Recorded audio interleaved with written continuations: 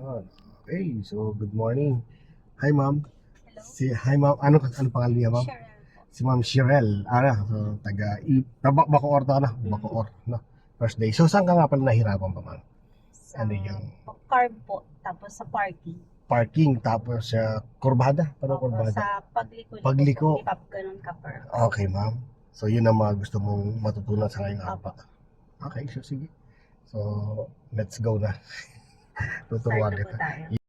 Dahil liko ang concern mo, so hanap tayo ng malilikuan. Sige, doon sa kabilang kanto na yun, ma'am. Pwede tayong lumiko dyan sa kabilang kanto na yan. Masikip, sir. So, masikip. So, hanapan natin. Sa may isa. Okay. So, di ba kaya makadaan ng sakyan talaga dyan? Pwede nga, talagang may tricycle, So, walang daan talaga, as in, walang daan. So, di talaga tayo makakadaan. So, dyan tayo sa isang kalsada. Yan. Di ba hindi mo kita yung hood mo?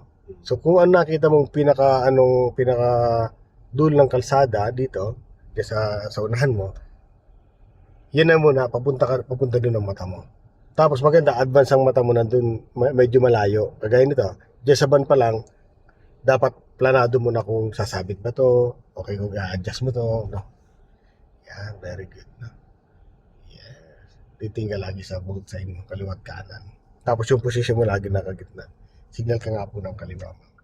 Sa pagliko ng kaliwat kanan, pwedeng basihan mo itong side mirror mo. Yan, pag topat ng side mirror mo dyan, dito sa kanto na to, yan, ikot ka ng isang ikot. Ito, then dagdag ka pa, kasi may wrong track dito. Then balik mo kagad, 1, mamaya pa yung isa, pag dumiretso, then 2. Okay? So saan po natin? Sa kanan tayo, kaliwa, no? So ganun din ulit, So, hintayin mo lang side mirror mo, mamaya pa, then isa, yan. Then pag tumat ang balikat mo, itodo mo kung kailangan, no? Then balik mo kaagad, 1, pag dumiretso, saka yung pangalawa. Ganun lang yung pagliko sa mga kantuan. Ganito, iilag mo siya ng konti lang. Yan, pag nailag mo na yan, ito, igitna mo naman ni Bella agad, ma'am. Okay, pag tumat ang side mirror dyan, kakabig na konti, then ganyan. Tapos tingnan mo yung side mo dyan. Kung saan yung mas manipis, nandun yung attention. Kung saan mas maluwag, doon ang punta natin. Opo. Okay, yan. Ayan mo, tingnan mo, may mga buhangin dito sa kabila.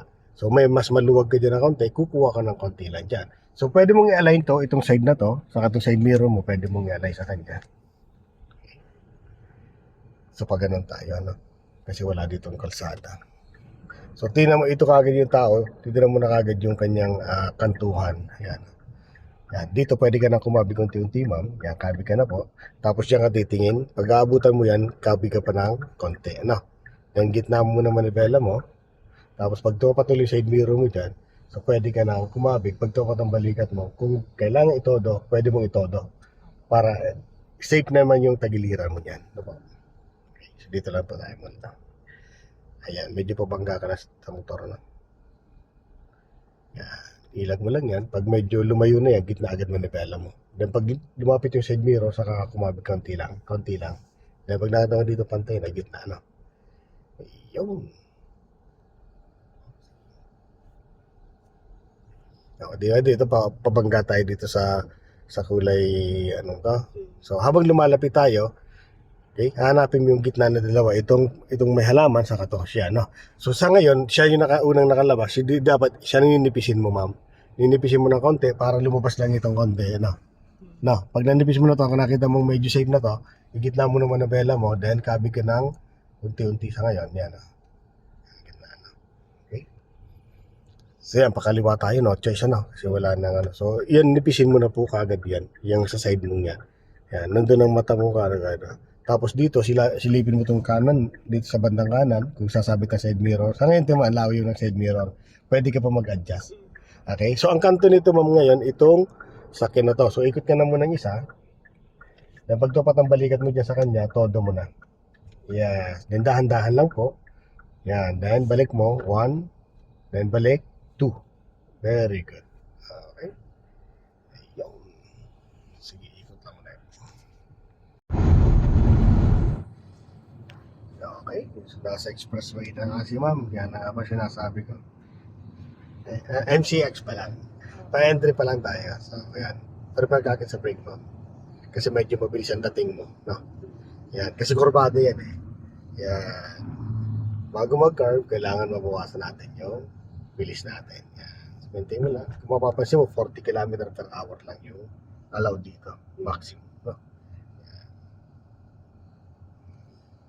Okay. Focus ka lang sa lane. No? Yan.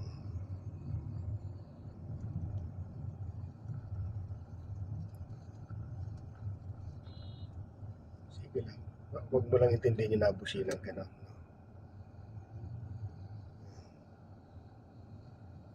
Posisyon ka na sa guhit, sa loob ng guhit. Yan.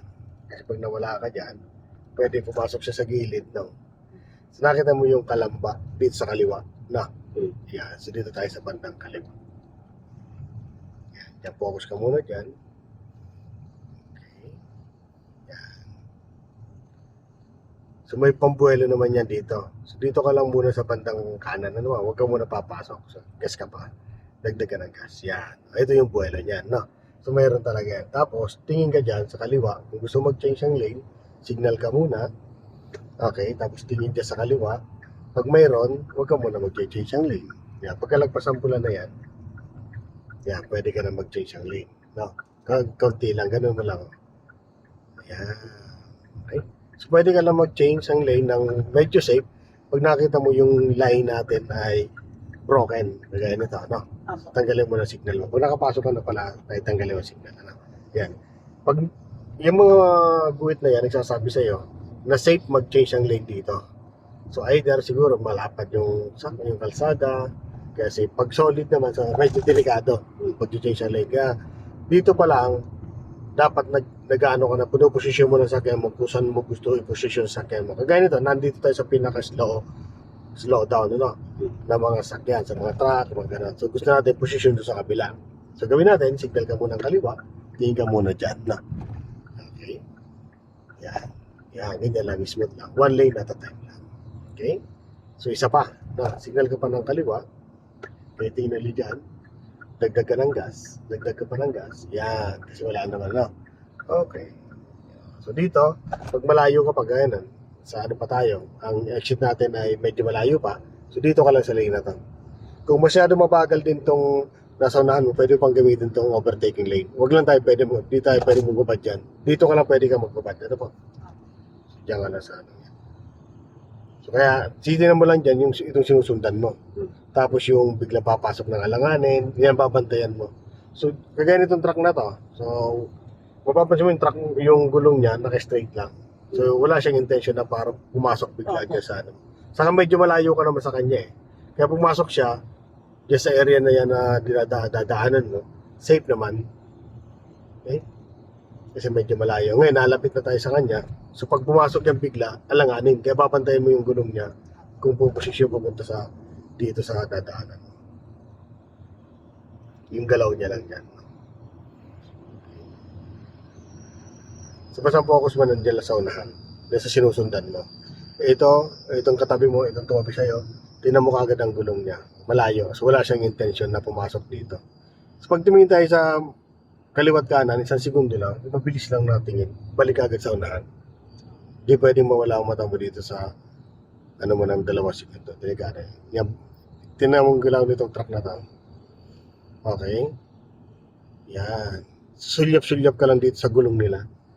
Mas madali yung makita niya kung papasok siya sa area. Yung sa area mo na yan. So, ganitong kotse. Yan.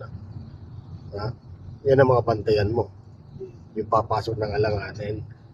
Okay? So, yun yung pasok niya naman, okay naman. Walang problema. Kasi medyo malayo ka sa kanya. So, buti di ka nadidistract na sa mga malaking truck, ano? Dito sa may katabi ng truck. Okay na yung ano. Matapang talaga, taga Quezon tamad. Hindi na di-distract si ma'am. Oh. Hindi na kayang hindi na kayang tibagin Parang wala kang pakalam, basta ako nakapokus sa lane. Yan, ganun lang talaga naman Yan. Tingnan mo lang tong jeep kung lilipat. Ito mga ganito dito. Ayan Yan. Pa-stop tayo. Yan. Slow down ka lang. Yan. Babantayan mo yan. Pag namula yung puwitan ng sakyan, ibig sabihin nakahapak sa brake niya. Malayo pa. Kaya ang mata mo dito talaga pwede mawala din talaga ng 2 segundo. 1 segundo lang. Pwede. Okay? Kaya focus ka lang sa kanya. Itong truck din naman, itong mga truck na to, hindi na para lumipat dito. Kasi may rules kasi na bawal sila dito eh. Kaya na ganun yan. Saka solid oh. Kung ang isang driver ay tumitingin doon sa ano, pag solid, di basta-basta. Ayun. Yan, tabi ka dyan. Yan, tabi ka pa man. Tabihan mo pa, tabihan mo pa. Tabihan mo pa. Yan. Kailangan kasi lapitan mo siya ng kante. Yan. Kahit tumapat ang side mirror mo dyan, yan, pag tumapat ang side mirror sa pinaka-side niya, yan, pwede mo ng todo manibela mo dito. Todo mo na. Pwede rin yan, ano? Yan. Pupunta ka muna doon. Importante kasi dyan, yung guide na yan, makikita mo dyan side mirror. Sige pa po. Okay. Let's stop. Yan, okay na yan. Kita mo na. Yan. Todo manibela mo dyan. So dahil sa medyo malapad tayo kanina, kaya pag-atras natin dyan, sigurado mas malapad dyan sa kaliwa, masigib dito sa kanan. Okay? So adjust ka na lang. No? Yan naman siya. Malapad na. Diretso ka lang. Sige, okay naman dito. Pasok naman. Okay, so diretso lang. Diretso ka lang. Pasok naman dito. Wala akong problema dito. Yun, sakto lang. O tingnan mo sa kabila. Tingnan mo kung pantay ka na. Tingnan mo pantay na katawan na sakyan mo sa guhit. Yan, pantay na. Gitna mo na. 1 and 2. Then atras ka na. Very good. No? Ayan o. Pantay na rin dito. Pantay na dyan. So hanggang stopper na lang ikaw. Okay, sige pa. Yun.